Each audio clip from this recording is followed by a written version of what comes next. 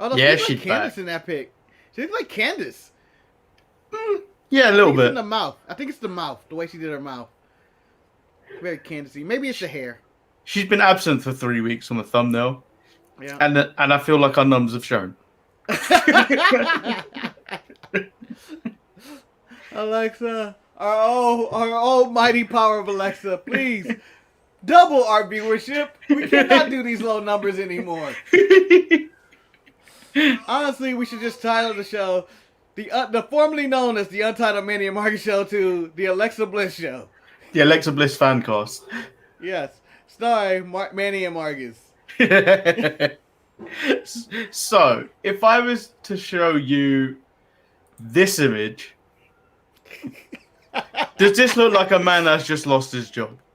Yes, it looked like a man that's about to not lost his job, Manny, but about to say that the next few words is what's cost him his job. Because he's had enough of these people in this motherfucking office, and he had to tell them about themselves today. Like, so we normally reserve this comment for Mr.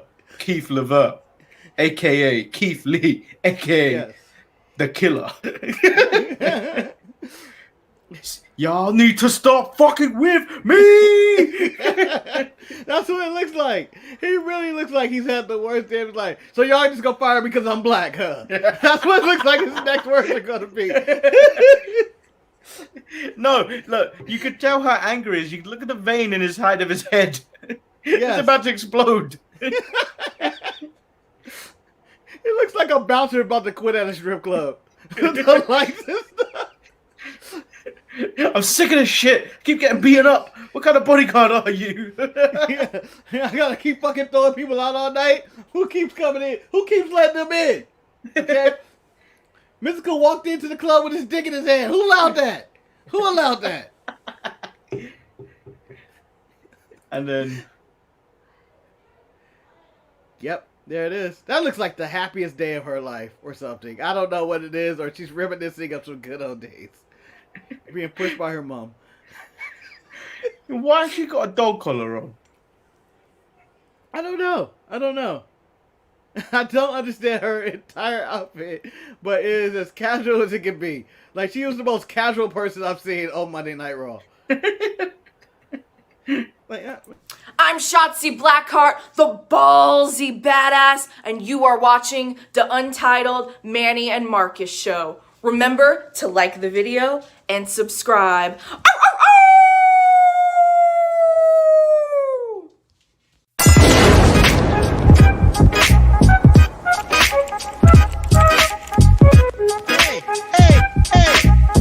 Oh, check out the Marcus head, man. He should. I hate you both right now. You guys are ridiculous.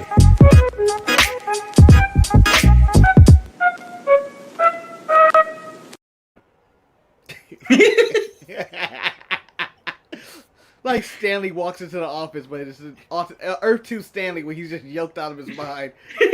And whenever someone does something stupid, he gives them this look. Fucking Jim. I'll fucking kill you. I'll fucking kill you, Jim and Pam. You don't understand. You really don't fucking understand. Paper business is tough. Welcome everyone to the Untitled Manny and Marcus Show.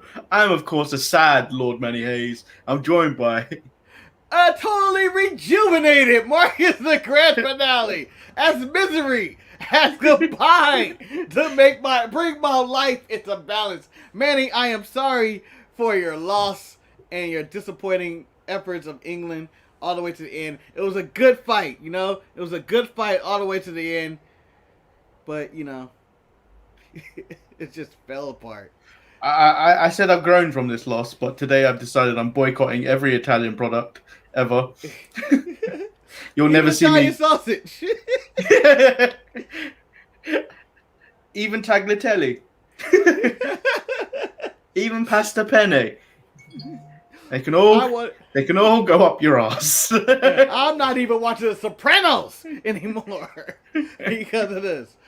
Pizza? I love pizza. I'm never eating it again. Yeah. Spaghetti and meatballs? I'm just eating the meatballs. Fuck the spaghetti. And the meatballs better come from Sweden. Yeah. Damn it. Oh. Oh, man. So, you're no longer playing Mario Brothers? You No, can't do it. I don't play Mario- Nintendo anyway, so I will never run into that mix. Some Japanese man is going, we're Japanese! We're Japanese! Mario Yeah, isn't. Mario isn't. And his brother Luigi. It's me, I'm Mario. Hey, Mario. Let's go! Woo!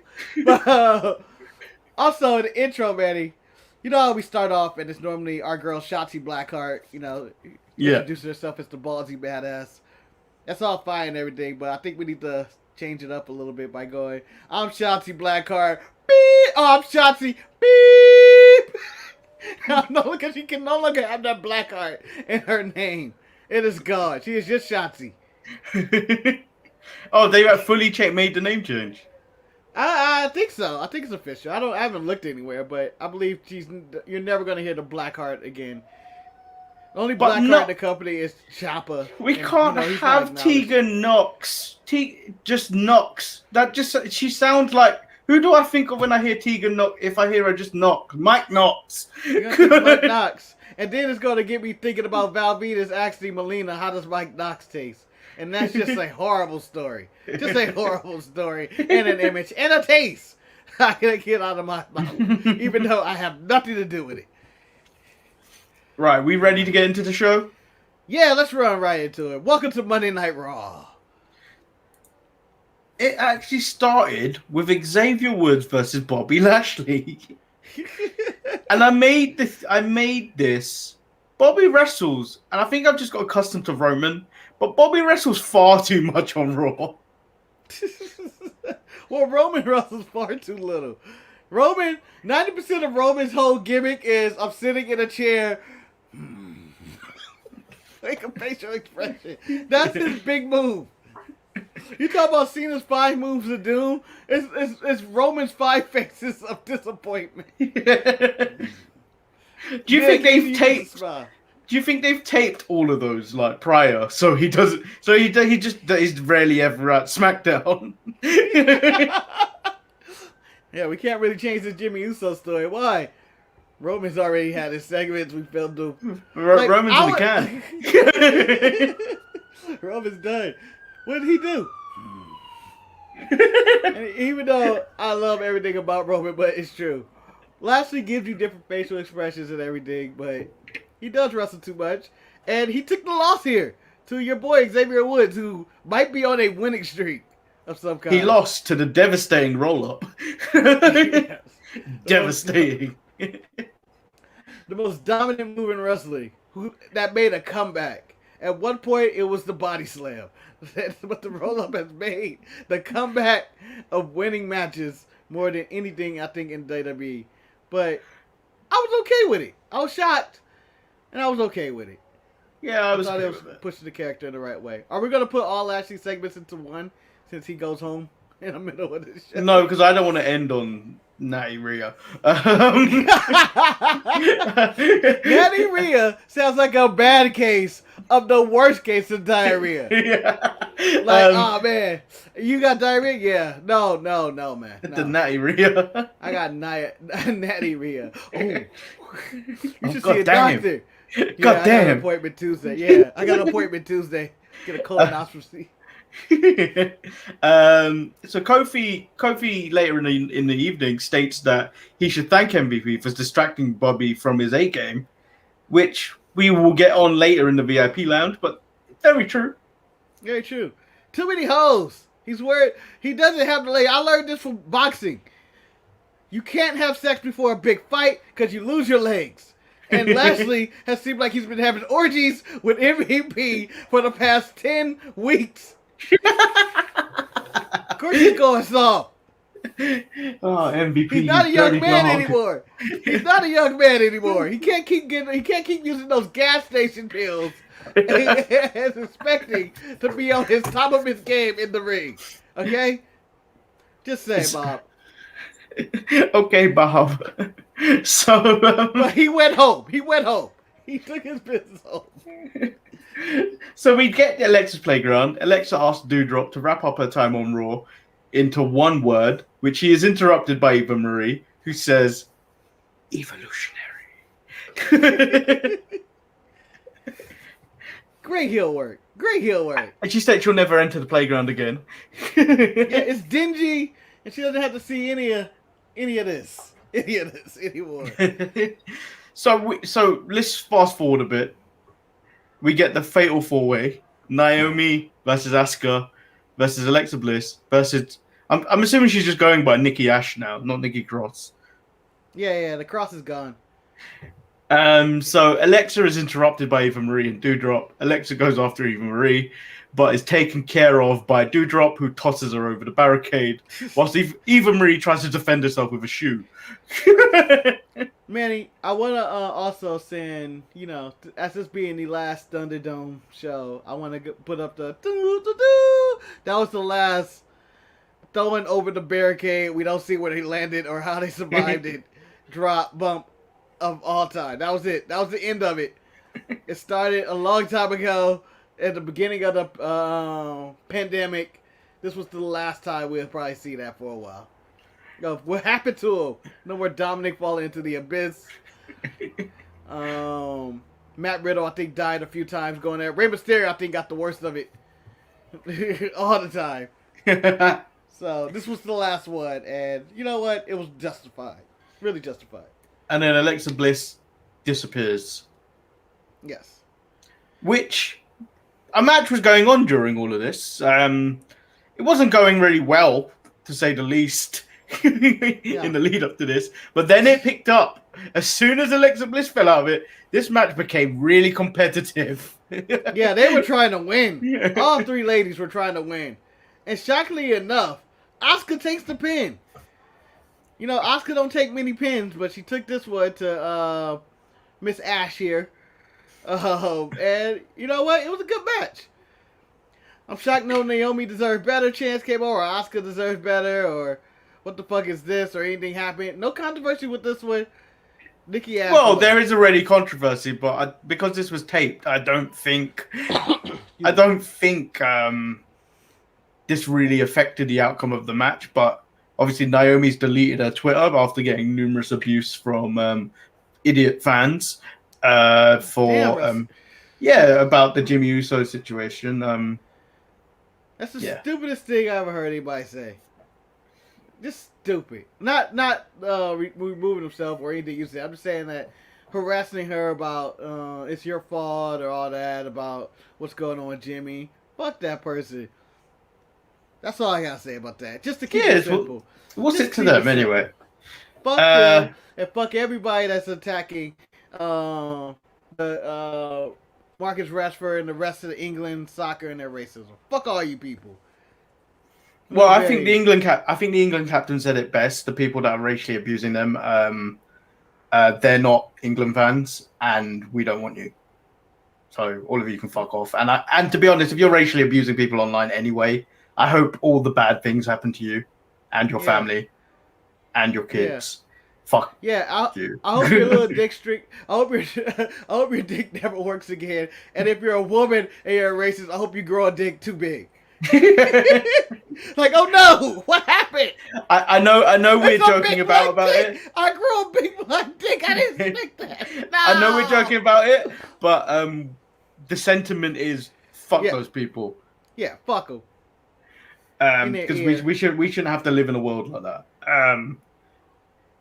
So back to where we are. Jinder and Drew. Jinder states he may have taken things a little too far for taking Drew's sword, his claymore. But then Drew states that claymore Jinder has is a replica because it's broken in the ring, and then proceeds to break the Jinder cycle. I couldn't think of anything funnier to call this. The Jinder mobile, the Mirage mobile. Come on. The modern day Maharaja Mobile. You gotta go full names with it. You gotta say it all together, and you gotta be able to say it 3 times fast. I don't think he really did that much damage to this motorcycle. He broke some stuff. He fucked it up. I don't know. It didn't seem like it was more. What was cosmetic? Yeah, cosmetic damage than anything. Yeah, but he pulled stuff off. I would have still been upset. Like, hey. But Jinder coming in his motorcycle. Week 2 it didn't last. Although I do like Jinder on a motorcycle. Yeah, I love it. Just show him pull up in a motorcycle every single week on Raw, and I'm okay with it. And I know he's not the American badass or whatever he's trying to say, but I like to imagine that he is happy and going through his midlife crisis on his bike and has to ride separate from his boys. But you know what I like about that? It's the way it's shot when he enters. Because he comes from the side and then turns in. But then the camera's so far away, so you see all of this, and it's just like, yeah, it's Jinder being Jinder.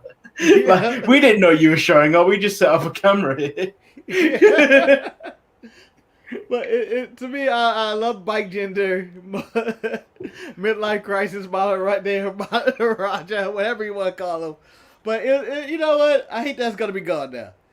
Fuck you, Drew, for taking something away from me. Because I want this every week of him arriving in that shot. To be fair, he's the modern day Maharaja. He's rich. He could get another bike. He can. And he should have came back, Drew. Ha ha ha. I have 1,000,000 bikes. This is the one I just drive to work. So obviously it doesn't matter to me. But I also have several others. Well, so I just remembered of something I forgot to give a strike to. Oh, what's that? Drew and his bullshit story again. Yeah. I believe it was a story of Icarus, the boy who flew too close to the sun. Yeah. And you know what? These stories aren't even like the good ones. Like, I need deep cut the story. Everybody knows Icarus. That's kind of like a given, you know? Like, what's next? Chicken Little? Come on, man. We know this shit. We gonna tell me a story about Rudolph the Red-Nosed Reindeer next? Give me something I ain't never heard before. If you gonna give me a history lesson, give me some real history. Or some bogus deep cuts in history. Or mythical characters or Greek mythology. Wherever you wanna go.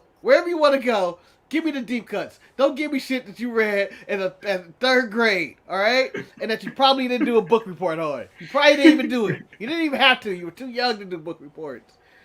God damn it. Yeah, so hidden strike there. Strike. We need to get the X graphic or something. Or strikes. It's funny if we just do it. The referee one. So we get a 2-match pile up here. AJ Styles versus Ivar, and then Omos versus Eric. Not Beric, Okay. or from the Saturday show, Eric.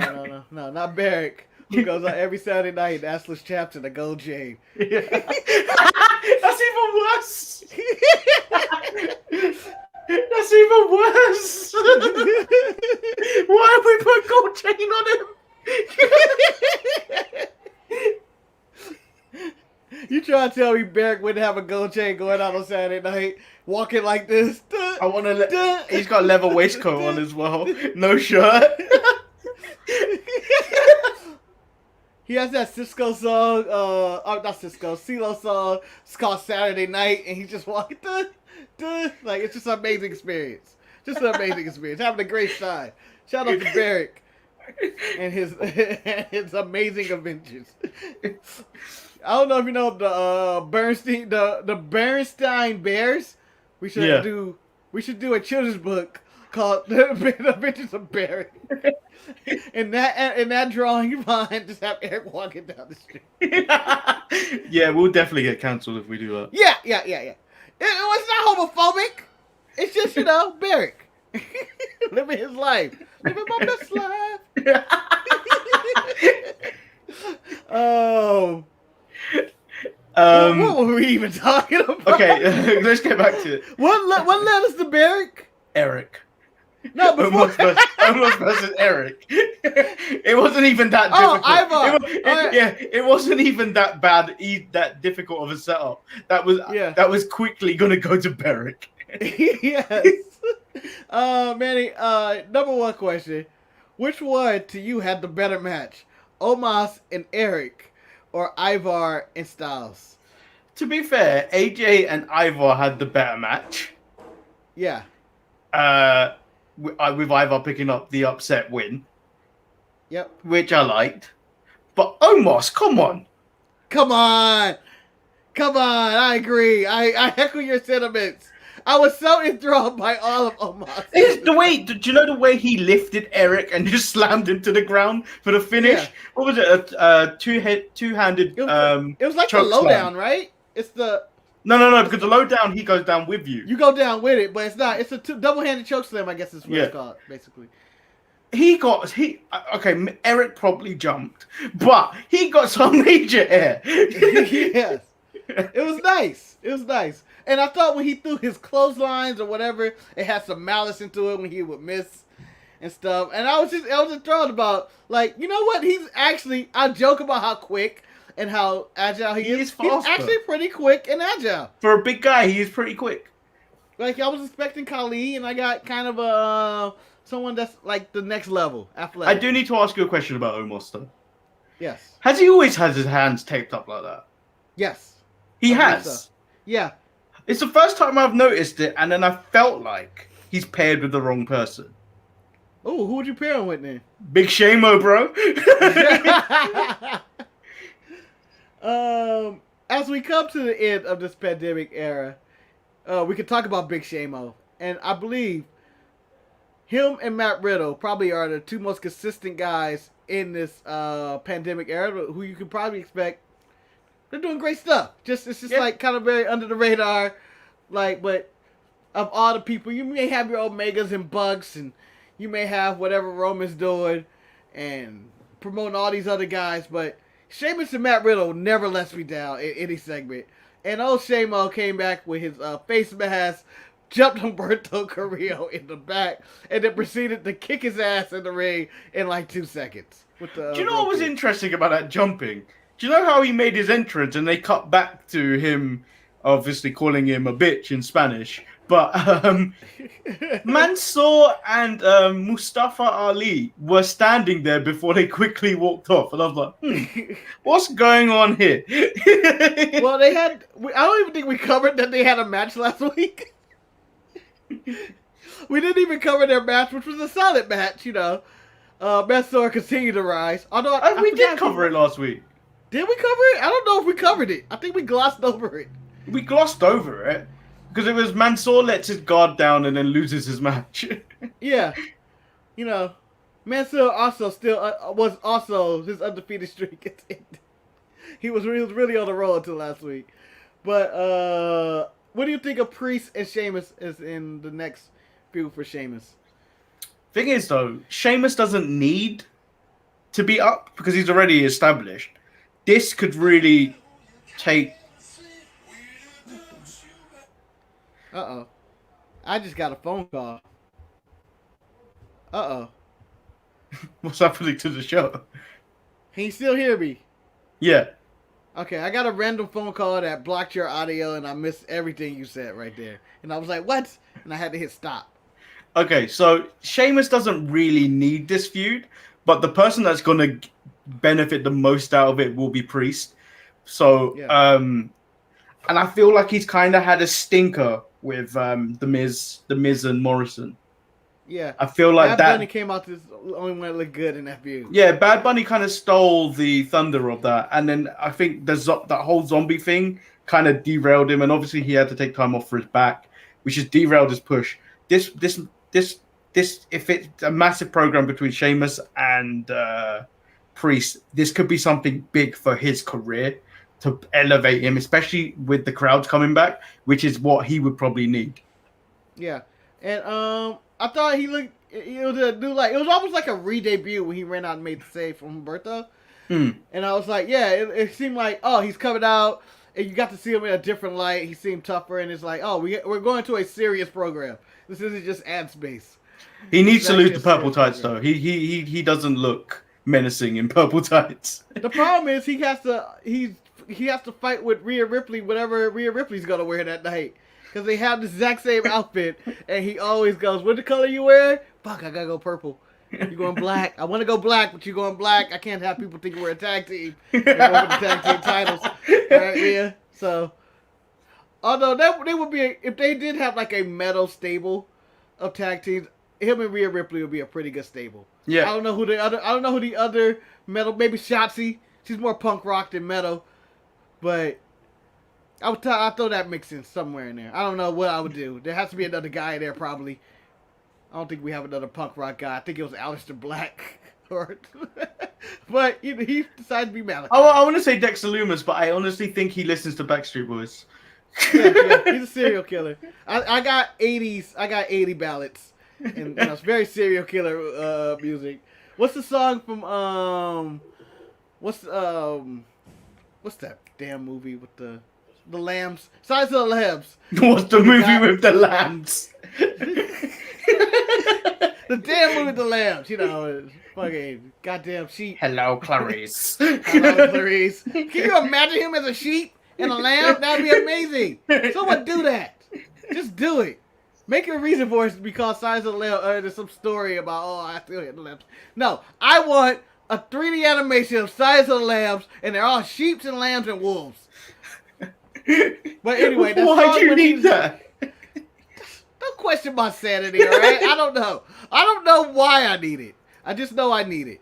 Okay? Sometimes you don't know what you want, and you don't know why, and this is one of those things. I need Size of the Lambs with lambs, sheeps, and wolves.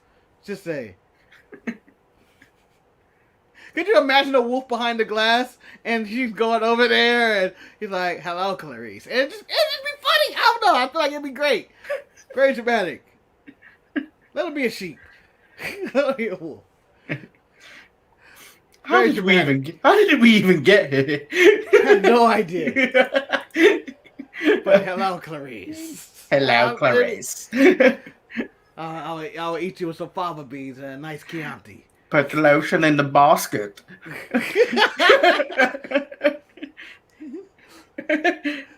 Put the lotion in the basket. Alright, so whenever I think of Size of the Lambs, the scenes, I mix it up with National Lampoon's Loaded Gun. So I always mix it up with that. And he's like, "You had a salad." It's a stupid, I don't know if you've seen that movie. It's really stupid, but it's great. It's funny. Okay, where were we? Ricochet versus John Morrison, Falls Count Anywhere match. Man, this match was great. Yes. It was great. It was great. And to me, as I told you in the pre-show, Manny, it wasn't a traditional WWE Falls Count Anywhere match. I thought there was gonna be a lot of kendo sticks and people hitting people with weapons, but it was more about their athleticism and doing actual Falls Count Anywhere. Yeah. And it wasn't about going to the weapons. And it was also using the Miz in various different ways. Like, I've never seen a person used in a wheelchair this many times in a match. I saw him struggling to get up that ramp, and I'm glad they cut away because I was just like, man, he is struggling hard. You know how hard that probably fucking was to be pulling your own weight uphill. Fucking hardest workout ever, just so you can get pushed back down. And I never thought I saw a colder way to really attack a handicapped person than putting them on their back like Riddle did. I went, "Oh no!" They're both turtling. Riddle's a horrible person. He's a horrible person. The man's in a wheelchair, but. I know a lot of the moves didn't connect. There was some stuff with some editing they cut away and stuff, but the match was fantastic. It had just everything you could expect from Ricochet and John Morrison athletically, and then some, like the 450 from the thing. Like, it just seemed Ricochet doing that 450 was just like, oh, he just does that. Like, yeah, but do you know what the thing about this was? Do you know how, I think it was last week, I said I felt like Prince Puma and Johnny Mundo could have gave us more? This is what I was expecting from them. Yes. Well, this is the match, 3? Yeah. In the series? And I think they did these matches back-to-back. Well, this match was back-to-back from the last one, right? And I tell you what, people complain about, like, rematches on, like, things like this for Raw. But, like, when you go into a pay-per-view and you finally get the payoff with this match for whatever series they were having, it really, especially going into Money in Bank, I don't like it, but they've done a great deal on selling me that Ricochet could win the Money in Bank, even though he's not. That was the whole match, and they were really selling it. Like, they're bringing the ladder out. Like, it wasn't a blatant sell, like, this is what's going to happen at Money in the Bank. Yeah. But no, it was selling that, look at these fools flip all over the place. Imagine what they're going to do when there's 6 other components and elements into the match. And that probably should have been the cover, man. Although that cameraman ruins it. He ruins The cameraman ruins it, but then there's too much. I would call it dead space behind him. Yeah. But because like technically you don't actually notice Ricochet when you first look at it. Yeah. He's just up there. Descending from the heavens. It's like when Spider-Man has to hide on the ceiling. Yeah. Like, ha-ha! You can't see me. Can't see me. I'm doing the ceiling bit. Yeah, and and this is a match that I like. It had a bunch of dives in it, but I feel like the dives had purposes and intent, as opposed to some dives I see in other matches. Mostly like some of the AEW where it's just like, oh, I'm just gonna do a tope suicida for no reason. But like, at least there was some like they had intent. At least there was form of selling in it. And it wasn't more that it was selling, it was more exhaustion, what it looked like. It didn't look like they were really selling, it just looked like they're taking a lot out of them. Yeah, and it was really good. And I liked that the table finish was nice. I didn't know what he was going to do. I'm glad he just went with the splash. Yeah. And I felt like any other move he would have died or something. No, I felt like you save it for Money in the Bank. Regardless of whatever he was going to do, you save it for Money in the Bank. That's true. So, fantastic match. So we get through the deadly disease of Natty Rhea. It takes up many a wrestling fan. That's why Raw numbers are dying. Because of the deadly disease of Natty Rhea. Well, they came in late this time. Natty Rhea is Natty Rhea came in late in the game, but it just pops up, it just flares up. And you never know what's gonna happen. So we started with Natty Rhea in the back, where Natty was saying some nonsense, and Tamina opened her mouth and said more nonsense. All terrible. Only to go, you hear that? That's Dana and Mandy. For Mandy to come out with the burn of the week. Mandy says a plan can't be foolproof if it came from a fool. Oh shit! Life lessons. Put that up to Mark Twain's and Maya Angelou quotes. That was a serious burn. That was a serious burn. The Fiend is at home having flashbacks over that burn. That's how fucking sick burn, man. Sick burn. Jesus. But someone was proud of himself with that one, but that segment should have never happened. And we get Natty and Rhea, which you said was all right. Yeah, so we hit strike 2 when Dana Brooke and Tamina opened their mouths and actually spoke. So there we go again. All right, who was worse? Who was worse in this segment, Mike-wise? I think Mandy goes with the best talker in the game. In this segment. Of this segment, yeah. I got Mandy being number 1. Who you guys are 2 and 3 and 4? Okay, Natty is number 2, merely for delusions of grandeur. I bet you Natty thought hers was like, I'm clearly the best. What? She's like, I'm gonna be the first to carry the women's tag team titles, become Miss Money in the Bank, and then hold both Raw and SmackDown women's championships. But no one would want to see that. It's a dark world where Natty is acting. It's a dark world. I'm assuming it's some in the darkest timeline. Natty is where Charlotte is at in titles, and the crowd hates her just as much. She's only somewhere because of her name. And then someone's going ahead and telling Brett, you need to stay away from TV. Yeah. Brett's done forfeit all his money. He sold all his sunglasses and jackets. As Ric Flair is over and considered the excellence of execution and just living lavish life. Like, yeah, I'm good. Can I give a tie of 4? I'm not giving him 3. I want 3 to be vacant. Because three is technically a medal position if we go by the Olympics. I will give cameraman silent breathing at number 3. Yep, agreed. And then Tamina and Dana Brooke can stay together at 4. Okay, yeah, because they were bad. They were terrible. I didn't even believe the push at the end. I was like, when Mandy came over after the push and said, "Dana, nobody wants this. Nobody wants you and Tamina in a match. Come on. Let's not do this. Let's not do this." Fucking dog shit. Yeah. So the match itself between Natty and Rhea Ripley was actually competitive. It was actually probably the best Natty match in a decade.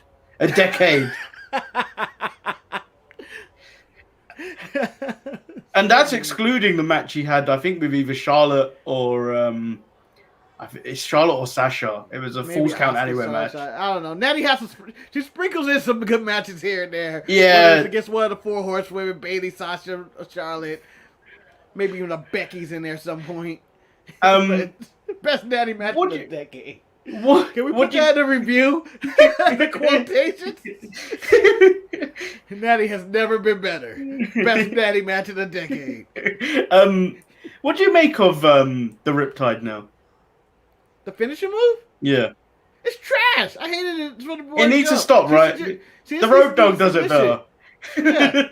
She just needs to do the submission, and I feel like the Riptide is just a pump handle slam, and it's a terrible finish, and it's never been good. Or it's the abdominal stretch slam, or whatever it's called. Yeah. It's just terrible. I hate it.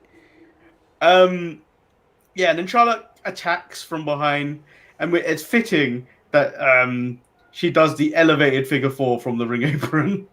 Yes. It was nice. Although, I want to go kudos to Charlotte. Kudos for doing a run-in the heels. Like, she wasn't barefoot. She came out in full heels, attacked, and then did the figure 4. I think with the heels still on. Maybe. It might be the most athletically underrated move that she's ever did. As you can see, the difficulty of that. No ankles were broke or sprained in the process of any of this. So, we need to...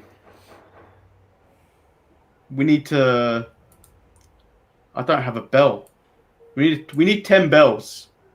A 10-bell salute. I can drop quarters. Not for Mr. Wonderful Paul Orndorff, who has passed away. Rest in peace. Yes. We have to say goodbye. Not only to the Thunderdome, but the ladies of Lashley. Oh no! No! Especially that middle one that's been there all the time. He looks like a pimp! He's really upset! You're gonna get my money! You're gonna get my money or you're gonna meet your maker! Give me my money! My money! Oh... He looked like the Godfather. Like, literally, we stole the Godfather's gimmick. Like, this is a different wrestling show. And they decided, you know what we should do? Redo the Godfather in 2021. No. Sex trafficking is not okay. But the lady, you think they're done? I think they're going to be back on Monday. I think they're done. Because I think they're going to be back. So Bobby Lashley is done with the women and the champagne because he wants to inflict pain. Bars. Yeah. Then destroys the VIP lounge. MVP looks like his meal ticket is done because he looked terrified. He was like, "Oh shit, Bobby's crazy." Bobby's talking. Yeah, he gives the message to Kofi. He's going to destroy him and end his career. There are some things he said, but I couldn't make out even as loud as I tried to make my view what I was watching because there was just some bits he muttered and I couldn't make it out. It's okay. It's okay. You don't make it out. Just know that was an angry black man. You ain't taking no shit from nobody ever again. Ever again. He's had enough of this fucking shit and he's out of here. All right? I don't know what my future lies. I'm going to have to explain to my wife and my 4 kids why I daddy quit his job today. But honey, we're gonna make it whether you like it or not. This man hasn't been seen since. But he's gonna kill Kofi on Money in the Bank. He's gonna kill Kofi Kingston. I honestly feel like MVP is going to cost him this match. He could. But I can see him killing Kofi Kingston. And going, if you're gonna rebuild him and give him a major match at SummerSlam, whether it's against Man Bun Brock or whoever's out there. Jesus, that was a picture and a half. Yeah. I thought that was Val Venus. That was Mordecai. His back. It was like Val Venus, Billy Gunn, all wrapped into one. It was like if they decided to do Reverend Diva, but in reverse. But then, did you see the pictures of him being a butcher? Yeah, I was scary butcher. I'm just like, this is every like kung fu movie where you have to face the guy in the kitchen and he's got all the knives and shit. I was like, this is the guy you face. This is the guy. Blood all over him. Like, it's like what? the guy normally beats that guy in the end. You ain't getting past Brock. This seems like the epilogue scene of a movie of a guy who just done everything and it's like, and they come in, Brock, we need you back. He stabs knife into pig, walks off. You will see the return of Batman or whatever the movie is. Do you know what it is? Yeah, actually, do you know what it is? Did you ever watch Dexter? Yes. The finale of Dexter, where he walks off to become like what did we go? lumberjack. A lumberjack. This is him coming back. This is Brock Lesnar. This is the Brock Lesnar story. Yes. He's done it all. UFC champion, WWE champion, WWE Universal champion. Now I'm a butcher. Now I'm a butcher. Somewhere the butcher is going like, I think he's stealing my gimmick, but I'm not going to say anything about it because he will fuck me up. I think that's gimmick infringement. No, I didn't say that out loud. Who said that? Who said that? But why is he doing it? He's doing it better than him. Yeah. The last time we saw the butcher, he was cutting up bits of meat about this big, making sandwiches in the middle of a pay-per-view like that's his job. He was already dealing with fillets, not hunks and chunks of meat. Yeah. Brock Lesnar looked like he went to the woods, tackled a deer with his bare hands, carried it over his shoulder. Yeah, snapped the deer's neck, carried it over his shoulder, and threw it on the table. It's like, we're cutting meat. But Brock, we've done all our work today. With the meat. Don't do anything with the meat. Don't even eat it. Don't put it in the freezer. Just cut it up and then throw it in the trash. Fucking crazy. But on the side note, I feel they're prepping us for Bobby and Lesnar has to be an absolute killer, and he has to kill Kofi Kingston this Sunday. And it's to get him, not only is he no longer soft or he cares about the ladies' match, he has to come back on Monday night and says, I am a monster, I am a killer, I am back, and no one, and I mean no one, can stop me. And you got Paul Heyman come out there, it's like, ha-ha, Mr. Lesnar. I mean, lastly, this man can conquer you. And it's like, oh shit, it's on, y'all. Well, they were saying, interestingly, that Cena and all sorts aren't probably going to be there for SummerSlam. According to Dave Meltzer, who, has bullshit falling out of his mouth all the time, Cena's filming schedule will not affect his appearance at SummerSlam. Really? Yeah. But, take that whatever shit that comes out of Meltzer's mouth. Well, I don't trust him anymore. No one should. I don't trust him either.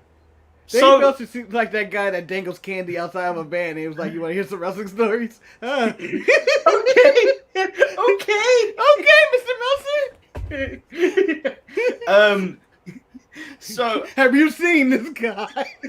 Have you seen this 36-year-old man? He ain't 36. Fell for it again. No, I'm talking about me. Who's kidnapped. Have you seen this 36 neck bearded old man? He was kidnapped. Last thing, get into a van with wrestling spoilers and news topics with dirt sheet shit. Next thing I we got know, you're being candy. chopped. Next thing we know, you're being chopped up by Brock Lesnar with a man bun. And and I'll be on a Netflix documentary, and there's some old lady whose face is all blacked out like this. Yeah, who, yeah. So Meltzer would literally lure you in with wrestling's news stories, talking about Daniel Bryan is going to AEW, and here's his contract information. You get into the van, and I was never seen again. Luckily, I escaped with the help of more bullshit that slid me out the way, out the sewers. Because Dave Meltzer's office is a mess. Anyway. Do you know, I don't trust him anymore. I trust, as a news source, I trust the guy from Fightful. Yeah. He's more trustworthy he's more trustworthy than the other one. Yes. Honestly, I don't care about any of them. I feel like most of it is just like wrestling journalism is absolute shit. The dude from Fightful, Sean Sapp Ross or whatever his name is, all 7 names he has. Sean Ross Sapp. Yeah, Warren Sapp's lost cousin. Bob Sapp's daddy, whoever he is. I feel like it's wrestling journalism is just shit anyway. I don't trust it. It's not like getting Woj when you're like, oh, that's a sure thing. Or Chef. Although Yeah. he's become into question now after that Aaron Rodgers news. Yeah. After that, it's just like, yeah, I did it. I mean, he wasn't wrong, technically, but it wasn't right. So this is another go home show for Raw. They had a pretty decent one for Hell in a Cell. Yep. Another good one going into Money in the Bank. Like I don't think it would have sold me on the pay-per-view, but it was a better show than history has shown going into a pay-per-view. Yeah. It's come out strong on Raw. Especially with Bobby. Bobby was fucked. He was mad. Yeah, he was mad. He went home. He came back. It's always scary when someone goes home early for work and then comes back that same day because they may come back with some dangerous intent. I'm just saying. So I am curious what SmackDown's go home is going to be. I do foresee this in the future, though. I'm going to do the spoiler alert for SmackDown that hasn't been film taped or even probably written and probably been rewritten 800 times. No, Becky Lynch. Raw superstars will show up on SmackDown to climb a ladder to try to get the prestigious briefcase one by one. So Morris is going to come out and attack. Who do you think the mystery woman is? I don't think it'll be Becky, even though that will probably be the surprise. Nah, Sasha's going to SummerSlam after her SB and her and Bianca. I think she's going to SummerSlam. Wouldn't it be more funnier to cash in on Bianca on Money in the Bank and then end Money in the Bank with ha ha ha? It would be, but I can't foresee this. I can't. Marcus and his third eye can't foresee this. It might be somebody from NXT. Could be Tony Storm. It could be. But they said coming soon. It wasn't like next week. Coming next week. It didn't say next week. It said coming soon, which could be anywhere between now and 2 months away. Yeah, that's true. I'm hoping Bella's win to piss the world off. You can look, but you can't touch. Nikki Bella to piss everybody off. So that is the actual end of Raw. It was actually a good show. We both enjoyed it. Yep. We'll be back Thursday. That is really the end of the show. I've got nothing. Unless I got nothing either. Unless you want me to deal with this comment. Yes. Okay. So I remember this because I don't think I was that drunk that night. The sadness and the rain kind of sobered me up at this point. So there's one player called Jack Grealish who was sporting curtains. That Okay. look. Yeah. With a hairband. I was like, that is Nick Carter from the Backstreet Boys, which prompted two of us singing "I Want It That Way." Yes. And obviously, I'm a superstar in my own mind. I was harmonizing that. I was harmonizing that whole shit. Tell me why. I am going to say, I don't know if you're done. I'm sorry to interrupt your story, Manny, but I'm going to say, best song to sing when you're drunk, it's got to be Backstreet Boys. It is. I think you can't. I think it's the. I mean, it's only like 3 songs you need to sing, but I'm saying, if you ever want to get a drunk crowd riled up and excited, you hit Backstreet Boys, and I believe everybody. It could be a Stone Cold. It could be Brock Lesnar cutting meat in a deli, drunk. For whatever reason, it sounds very dangerous, but he would immediately scream, "Backstreet, back, all right!"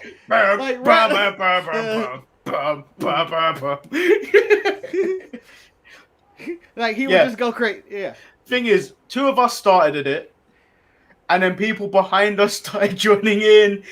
I was like, this is magical. If only we won this game. I was like, we are drawing 1-1. We're leading into penalties. Just gonna throw it all on the table. Just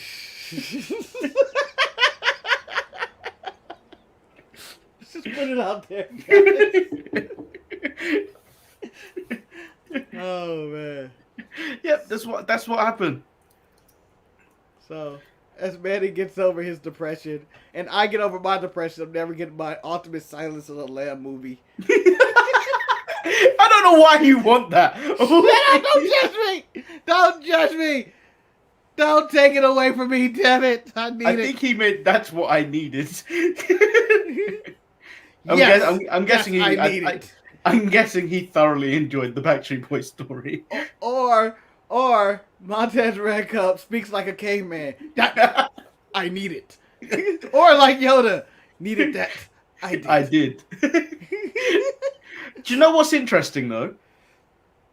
Last Thursday you brought up Brian McKnight. Today I bring up Backstreet Boys. What are we doing Thursday? NSYNC. Lower. We're going 98 degrees, son. Just off the weather. The Temptations. Ooh, just my imagination. I'm singing. Run away with me. It's gonna be because AEW done made some shit up. I think AEW may get strike this week. I have a feeling. You ain't gonna get all 3? No. I have a feeling they're capable of doing it. Yeah.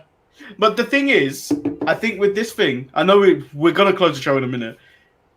My 3 strikes should not counteract yours. So if I free strike it out completely before we even get to a main event, if you haven't, you have to carry on the review. Till you strike it out. Yeah. All right, we'll see.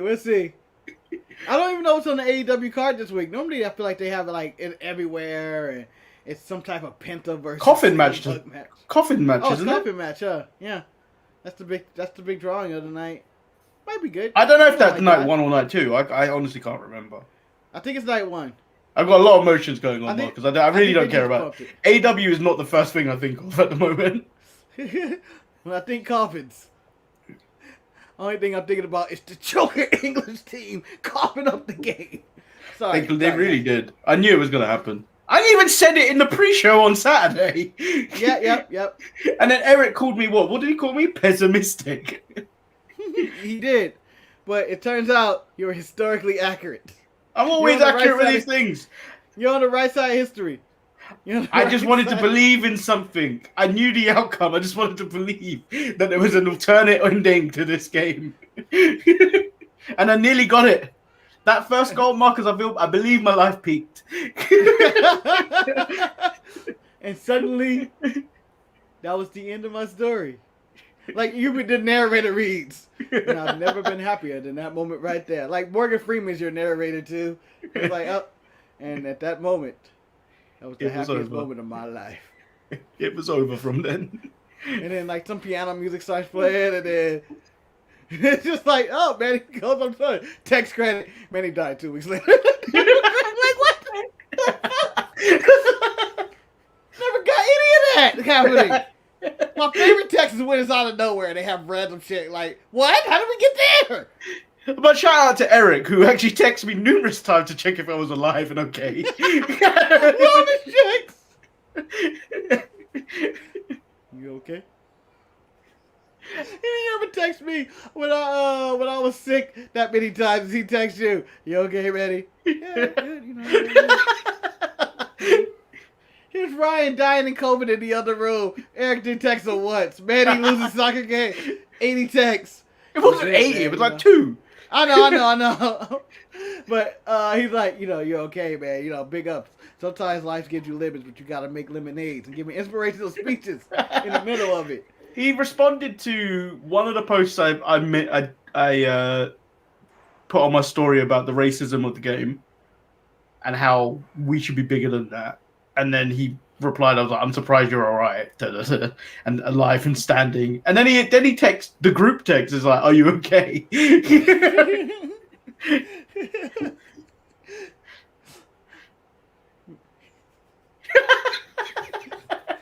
I kind of wish we got Black Parade Manny, in which you just came in all black and it looked like you had hair over your eye, and it was like, oh shit, he's all emo. You went full Cody. Changed my look. Yeah, I did change my look. I took off my beard, the tournament beard.